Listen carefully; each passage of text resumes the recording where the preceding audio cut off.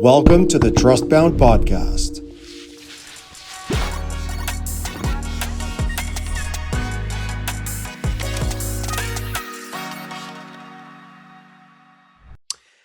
Another Trustbound breakdown. This time around with episode 8 with Ranya Barakat. Um, this was a pretty crazy episode. Um, it's very interesting because there are two moments from my conversation with Rania that I feel that defined the entire episode. And the first one was when I asked her, how she rebuilds trust after it breaks, and she paused, right? And I kind of feel that she had a realization in real time. She said, wait a minute. She tried to think of a single time that, she had rebuilt trust after it was broken, and she couldn't. Um, that's crazy. Once it's gone, she walks. That's her default. And the second moment, it was at the very end of the episode when I asked her where people could find her. She said this. She said something along the lines of, if there's anybody in my network that I can connect you to, for anything with anything, um, let me know. And it's it's funny because it's quite literally um, pretty much the same phrase with which I close every single conversation. And I've done that for years, long before Itogai even existed. And it's crazy to me, um, because Rania and I, we come from, of course, very different backgrounds. Personally, professionally, she's Egyptian, I'm Colombian. But we've known each other for 10 years, 10 years of a relationship, and it's funny because completely different backgrounds, completely different people, completely different moments in life. But I kind of like to think that we have the same like relationship operating system, and I think that is incredibly special. And I feel that this is not a coincidence. Um, that's what I mean when I say that this episode to me was crazy, and because I think that is what this episode was about. This breakdown is anchored in specifically three principles. Principle one, that is trust before transaction. Principle three, which is context is currency. And also principle five, which is signal over noise. So I'm going to walk you through each one. Rania and I met 10 years ago. Yeah, about 10 years ago when I was at HubSpot, when she was a HubSpot partner. I was a rep. She was running CRM toolbox out of Chile. Back in the day, it was called IDS agency, if I'm not mistaken. And we started co-selling. I was dealing with clients that either needed or wanted or benefited, you know, either because they asked or because we from HubSpot and me personally recommended them to just go with a partner.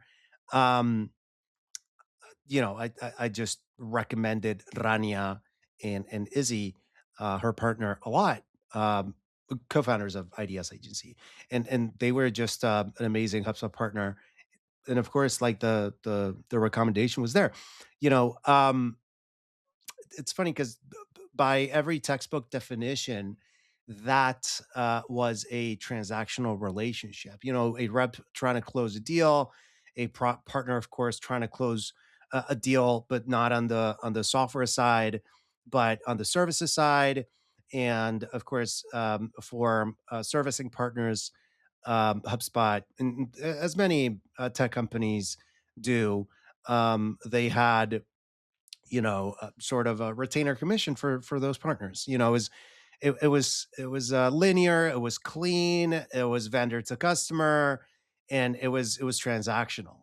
Um, but what's most special is, calls started to happen and months went by and years went by, and now a decade went by. The deals are long closed, the conversations are long gone.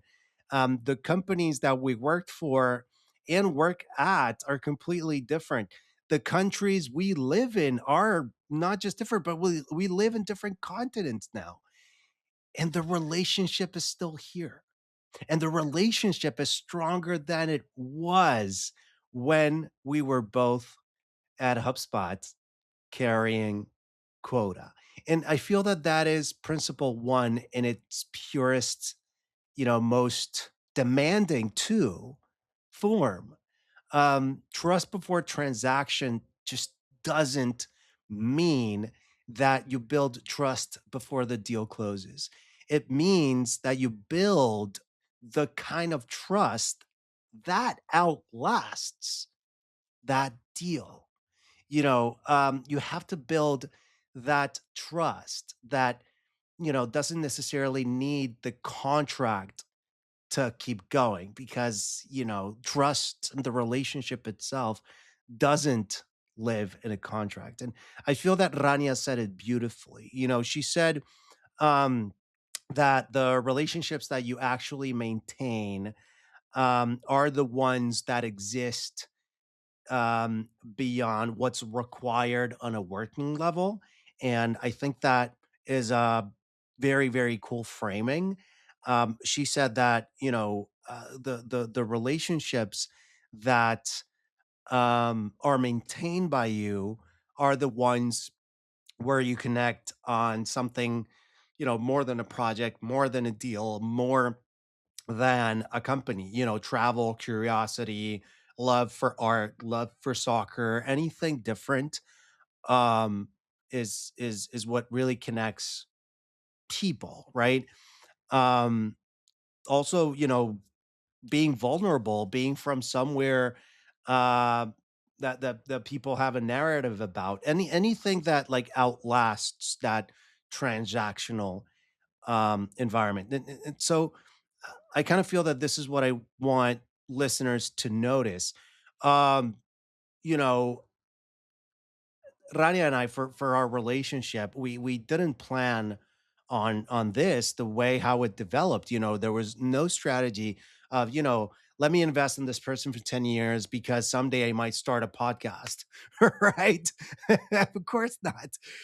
The investment happened, because the foundation was genuine. Because, as Rania put it, we set each other up for success, and we set each other up to be able to succeed personally and professionally, and not just together, but apart.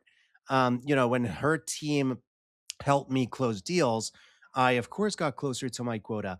When I of course co-sold their services, they also got closer to revenue, not just on their services, but they were able to, generate another stream of income, which was, the HubSpot, commission, which is also cool. And every win compounded, and I feel that that relationship just get kept getting deeper and deeper and deeper, and it transitioned from a transactional, relationship, provider, partner, to something way, way, way, way, way more meaningful. And that's the test of principle one. I guess if you stripped away the business reason that you originally, met a person for, or meet a person, um, would that relationship still be alive? So if yes, I kind of feel, and this is my personal opinion, that you've built it right. But if not, I kind of feel that you either didn't build trust, or the relationship is is being, seen or felt as transactional. You just built a transaction with a smile, or a contract on it. Um, and principle three now, was I kind of feel the heaviest moment of the conversation for me because you know I remember that I asked Rania where trust breaks down most often, and her answer just cut straight through. She said, "You and I have a conversation. We agree on next steps. Let's say it's 2, 3 next steps, and the next time I'm meeting you next week, next 2 weeks, next month. Um, the discussion should be around how those steps uh just didn't happen, or you forgot, or never existed, and sort of like that contract of the who needs to do what by when, or the agreement just falls apart. And I kind of feel that that is principle three, but showing up in a negative connotation or in a negative format, you know, because when context resets, trust breaks, not because anyone meant to break it, or maybe they did, but let's assume that there's always good intentions on people. Let's assume that nobody meant to break it, but rather because the thread of the relationship was never preserved. And I feel that is incredibly important because the continuity, a relationship, in order to be able to thrive, the continuity needs to be there. And once it's broken once, twice, three times, five times, you know, in this specific example, Rania walks. And once a thread is broken, good luck trying to, I guess, pull it back. Um, and I feel Rania is what I'd like to call a trust given person. That's definitely her default. She definitely extends trust before it's earned. Most people, include myself, most people, not we, but people are the opposite sometimes. Um, they demand trust to be earned first. But for Rania, and for, in this case, for someone whose default is to give trust, when that sort of like shaking hands agreement gets broken, there's really no recovery from that because pretty much the foundation was never the suspicion, but rather um, the foundation was set. You were trusted, right? But when you sort of like show your true colors, and you show people like Rania that you cannot hold and sort of respect that trust, that foundation is gone. And I kind of feel this is the structural problem that Itogai is built to solve, because most relationship problems are structural. They are impersonal because context decays.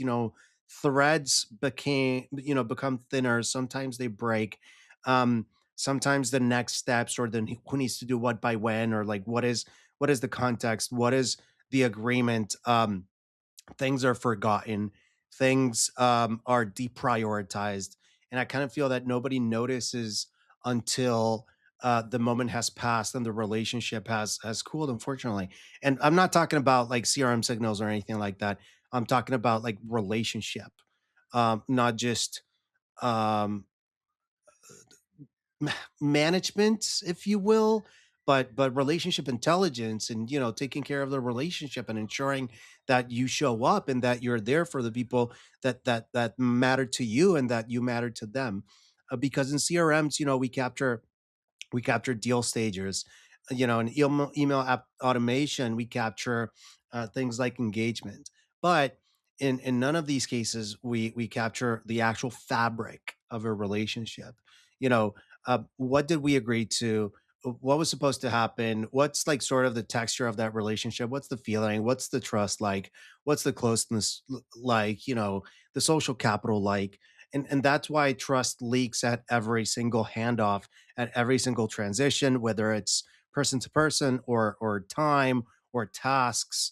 Um, you know, uh, um, Even time that sometimes stands still, or sometimes just accelerates and passes by faster than the relationship could keep up. And I'm talking about, let's say that you pause a relationship or you stop talking to the person for a week, for a month, for a quarter, or for sometimes years. Sometimes you can pause a relationship, if you will, for an extended period of time, and I guess it's just gonna the relationship is gonna show up again. Some others is the complete opposite. So that's why it's so important to just treat every relationship as it is, unique and different, and just being there for each specific relationship in the way, shape, and form that each specific relationship needs you to contribute to and from, of course. And now, principle 5 is is also pretty cool how it showed in this episode, because I asked Rania a question I've uh, asked. I kind of feel that I think every single guest, and I kind of think that that is the way that naturally I started closing these podcasts. Um, you know, how I asked her how much of what you've built came from your network versus cold outreach, because of course with Trustbound we sort of want to take a stab at the cold outreach problem, and her answer was um pretty, pretty clean. She said that it's 100% network, and and I never succeeded with cold outreach. She didn't budge. She didn't say mostly. She didn't say maybe. She said 100%. And she even went further.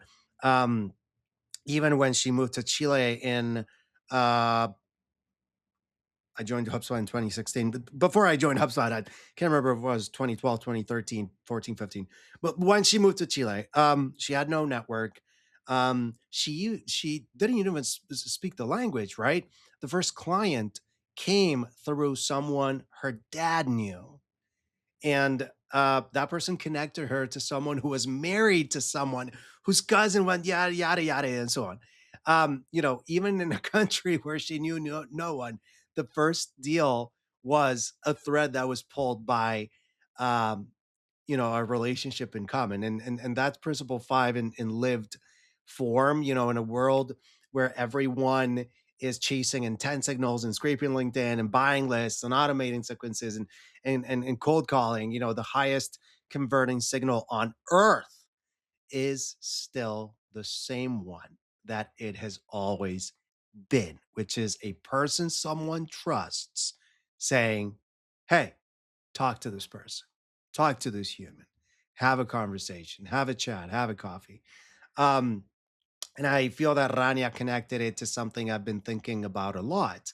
She said, I love this framing. Building a business through your network is faster, but more importantly, it's more pleasurable. It's more enjoyable. It's more aligned. You actually get insights into who you'll be working with. You filter for fit before the contract. And I kind of feel that cold outreach pretends you to have no network. Trustbound says that you have one because you absolutely do. We all have a network. Use it, care for it, compound it. You don't know where that network is going to take you.